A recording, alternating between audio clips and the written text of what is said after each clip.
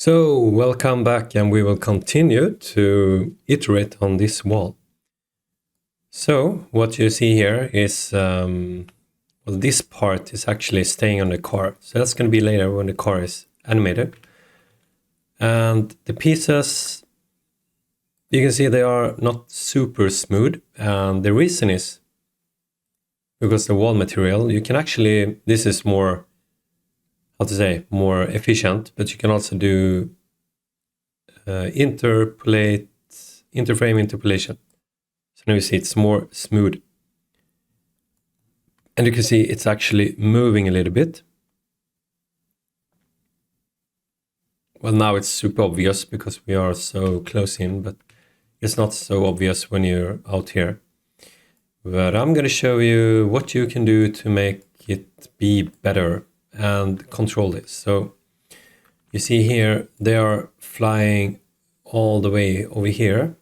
And sometimes you want to have some different behavior. And in here, where are we? Okay, so in here, when we do this part, I'm actually going to click this clock here, real time toggle. So now it's doing in real time. And then I'm going to do this only to 100, because then it's easier to just loop it. Actually, I'm going to do 150. And what you can think about sometimes in animation and Disney and so forth, and animations, they have another gravity feeling to it. And an easy way to do it is in the force. If you just multiply the force by 2, you get a more faster behavior on it. So if you think about Disney stuff, they kind of, everything jump and squishes more fast and not moving so far. And so this is one way that you could tweak it. And also, sometimes you just don't want things to jump around and so forth. Right now, it actually works pretty good. And we're going to do up here, we're going to add some detail to this edge detail. So now you see the edge are a little bit wobbly like this. And we're going to do noise height. I'm going to double it up, so I get even more fidelity. So now when we play it, it's going to be... So by doing that, you can actually... let's remove this gravity thing I did. So now when I play, you see they are moving a bit, right?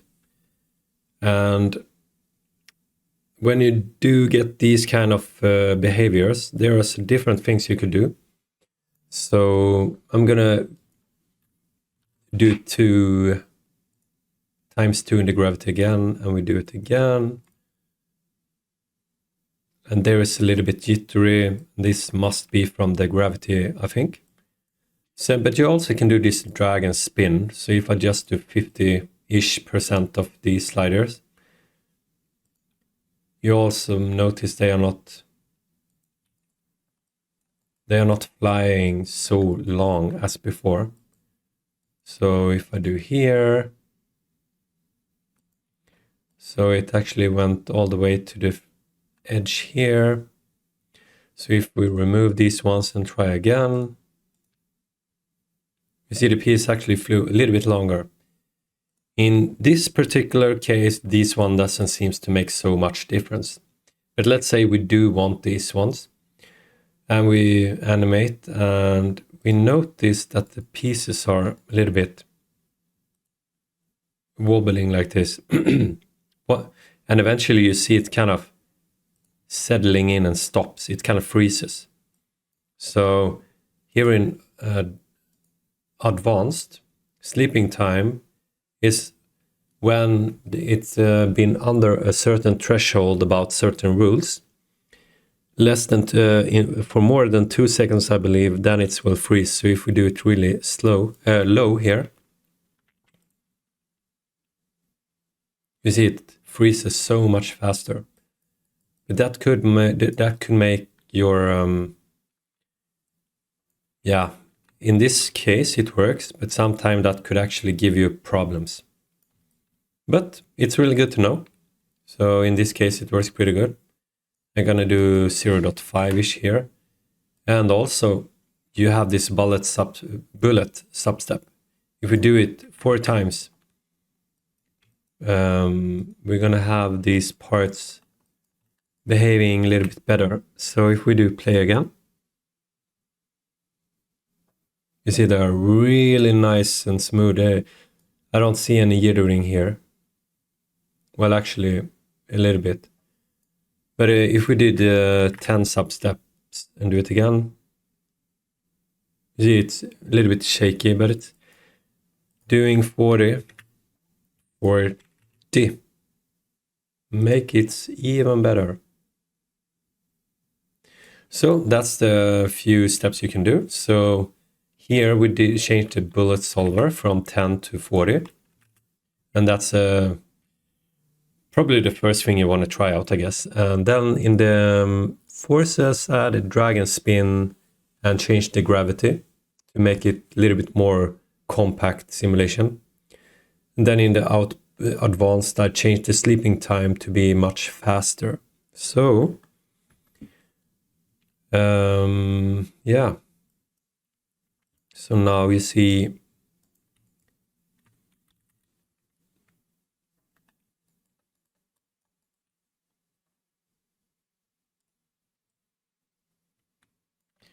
so now you can see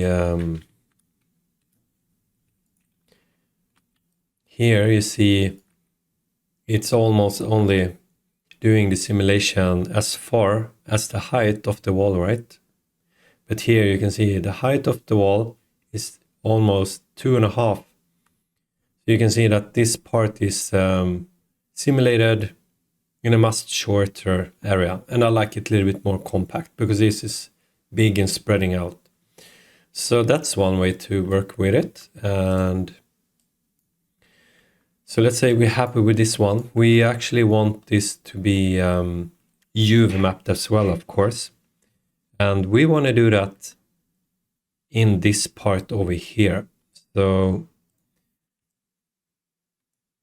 and here we're going to make an UV project. So now you see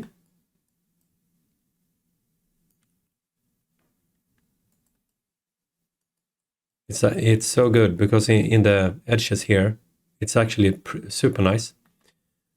So it's the UV mapping works really well. But let's see here, and also yeah, we leave it as it is. But if we do an RBD explode view here, and now it's packed, so it's points and packed and so forth. And you can't see the UV mapping during it's packed. So if you just do unpack, then you can see it. So it looks good, but the problem is that here you can see it's stretched. The projection is from this way, right? So this way it's just going to be lines. And the way to solve this, let's see, can we see it in another way? No. So, but I think you understand what I mean. So the UV mapping here, yeah, here you can see it's stretched, right? So the way to solve this is that we want to UV map the outside part by itself and the inside part by itself. This is really easy because here you can see the prim groups has an inside and an outside. So if we on this node do group, just do the outside, then we just UV map the outside, and then we can actually add another UV unwrap. And if we see what it makes, so it actually unwrap everything, but we don't want it to be unwrapping the front. We just want it to unwrap the sides. So here we do the group inside, and also here the scale we're gonna have none,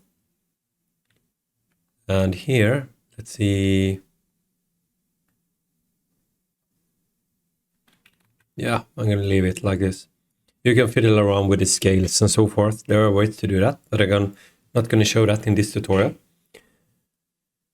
But now we have the UV mapping. So one thing that I want this to be, I'm going to change this because I want it to be roughly the same size, because we're going to make the material inside Unity. Yeah, I just made it scale 1:1:1. So this looks pretty good.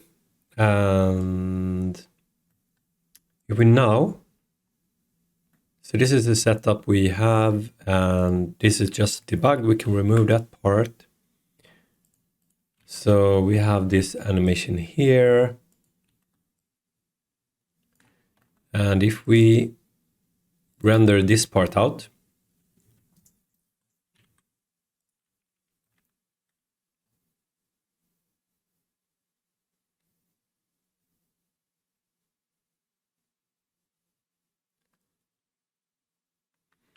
and each time you import new stuff, you need to,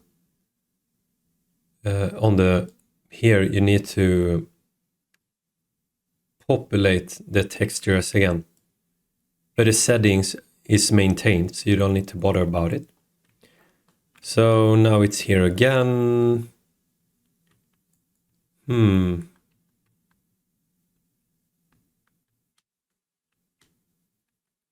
I don't know why this is. Why is it like this?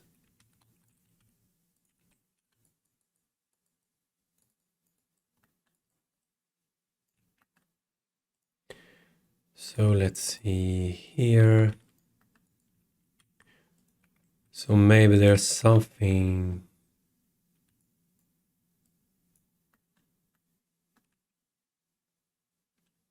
Why are we seeing the lines? So the position is correctly. Yeah, I don't know. Yeah, I've never seen this before. I'm gonna leave it for now, and I'm gonna address it a little bit later. But the wall mesh,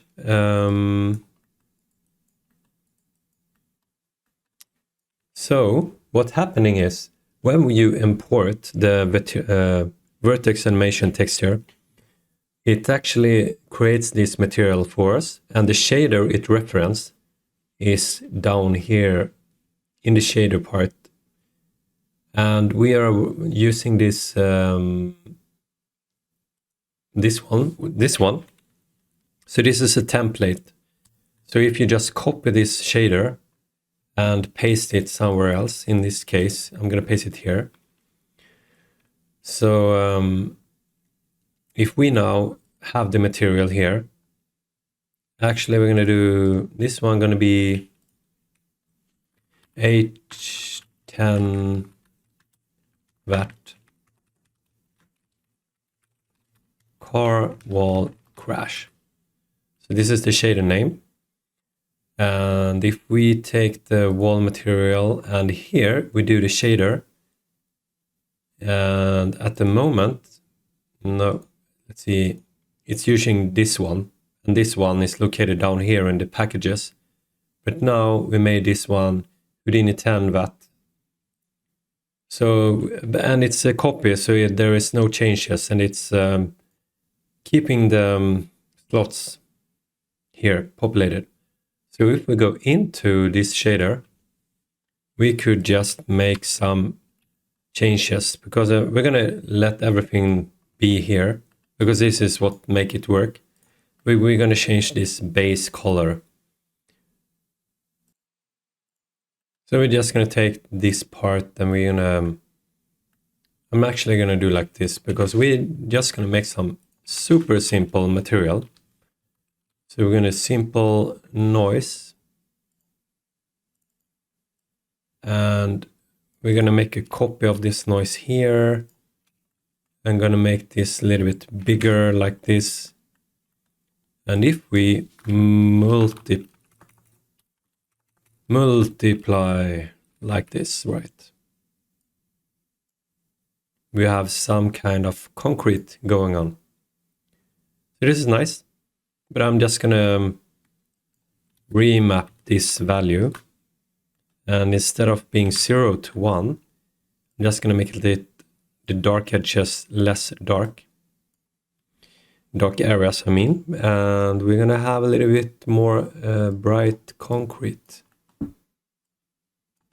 So I'm just gonna put it here. So it goes into base color. And we're going to save it.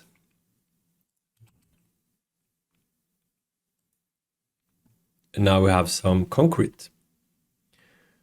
So this is super nice. And yeah, I think this is, I'm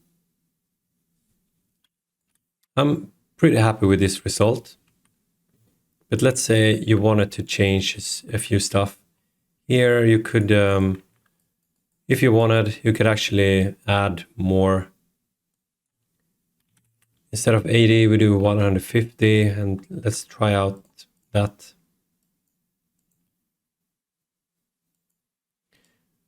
So, or we do just a few pieces, 20, looks like this. Let's see how that works.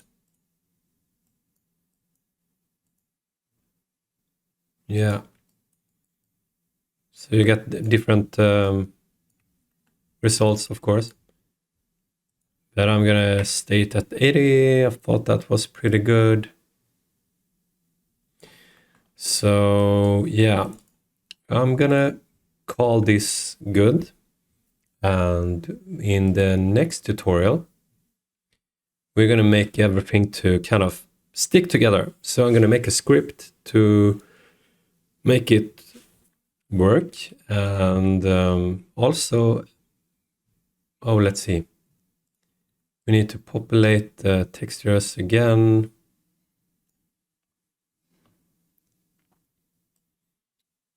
Yeah. So we're gonna control this wall explosion. And here you see again, now each time you import it again, you need to change this stuff again. So here we have the, yeah. So in the next tutorial, we're gonna make sure that we can control this. So the cars animation gonna go in like this at the same time. And we're also gonna make a super simple VFX graph. So thank you so much for watching, and see you in the next one where we put everything together. Thank you.